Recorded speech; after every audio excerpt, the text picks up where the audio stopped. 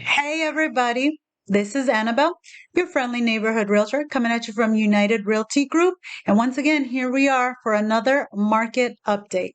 Before I get into it, I'd just like to ask you to please like, share, subscribe, and comment on this video if you find any value, and I'm going to make sure to keep making them. Thanks for coming back, and without further ado, let me go ahead and get into the numbers for this month. So first, I'd like to start off with what criteria am I using to find and give you this information. So first, I'm looking in the entire MLS for all price ranges, specifically in the selection of property types, single family homes. So I'm not looking at condos and I'm not looking at townhouses. Construction types, I am looking at all construction types, meaning home that's a resale, like from the 1960s, 70s, 80s, whenever, to homes that are being newly built in 2022. Square footage, any and all. Bedroom size or amount, any and all.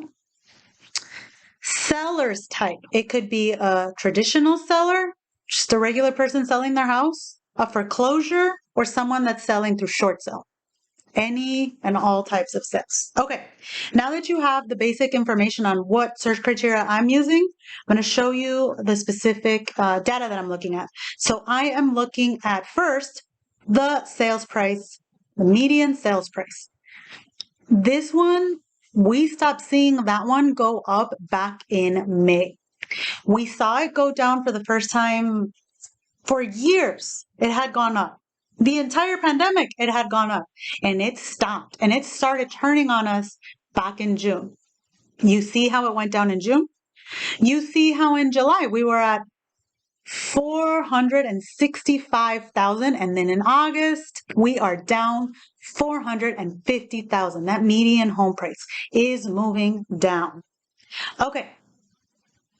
New listings, as in homes that got listed at the beginning of that month, August, that went down. So less homes are going in the market since June. In June, it looked like for the year it peaked at 5,031. It went down in July to 4,802. And then in August, we saw it go down to 4,251. So yeah, there are less houses that went into for sale in the month of August. But also think back a little bit, right? If you were a seller and you keep hearing that the market is slowing down, you had considered it and considered it, all of a sudden you start hearing this type of talk, chances are you're going to want to maybe reconsider selling, and maybe that's why there's less houses went into the market that month. I mean, it kind of makes sense. Maybe some sellers are on the fence. However, does that affect the supply? Let's see. So homes for sale, as in how many homes were actively still for sale at the end of the month of August? That doesn't seem to have gone down. So it looked like we're moving up and up. It looked like in July, we were at 8,542 homes for sale. But then in August, the end, we saw 8,713 homes for sale. So even though maybe there's less houses going for sale in that month, it doesn't look like it changed the supply. It looked like we still had more houses for sale by the end of August. We're going to go ahead and look at closed sales, and that might give us a little bit better of a picture. By closed sales, I mean how many houses went from being marked as active in the month of August to closed, done, sold, right? Well, we have less homes sold, right? So it looks like we've been going down, down, down. So at the end of August, as opposed to in July, we were at 2,082 homes closed. And then in August, we were at 2,016 homes closed. So yeah, less houses closed. Maybe that means more houses stayed on the market. Maybe that is how we're getting that increase in supply.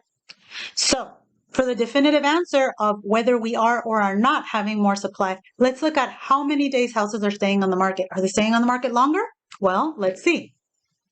Yes, you can see this chart.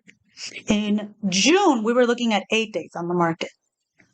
In July, 12 days on the market. In August, we were up to 17 days on the market. That means all those months straight, it's been going up. The houses have been staying on the market for longer. For a different way of looking at this, let's look at the monthly supply of inventory.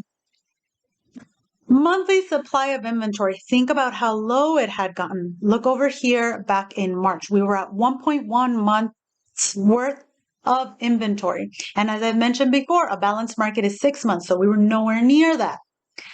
We went up in May. June, we were at 2.4. July, we were at 3, and now we're at 3.2. We're not at a balanced market yet, but we're definitely trending that direction. Okay, so what does that mean for you as a buyer? Well, as a buyer, it does look like there are better opportunities here for you coming up on the horizon.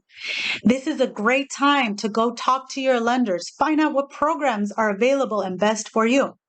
Of course, come talk to me because I can give you an idea of more specifically what your requirements and specifications, what those look like.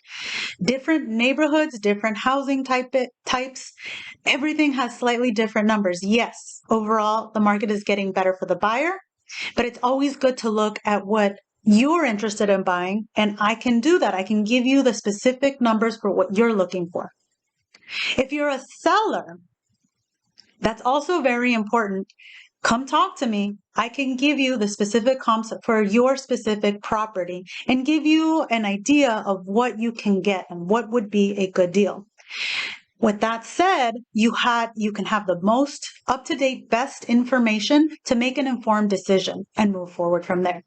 No matter what, I'm going to give you the information so that you can make the best decision for yourself. Okay. Thank you so much again for coming and listening to this update.